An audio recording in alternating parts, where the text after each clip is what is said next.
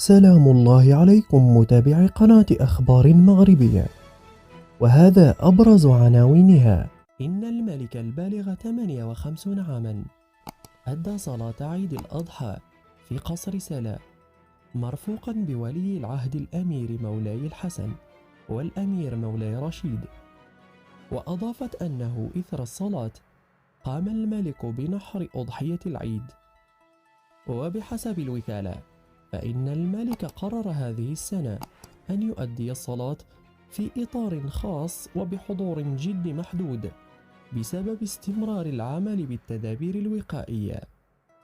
وفي مشاهد بثها التلفزيون الرسمي ظهر الملك في نهاية الصلاة مرتديا جلبابة صفراء والابتسامة تعلو محياه، على الرغم من أنه بدا عليه وكأنه قد خسر بعض الوزن منذ إصابته بالمرض.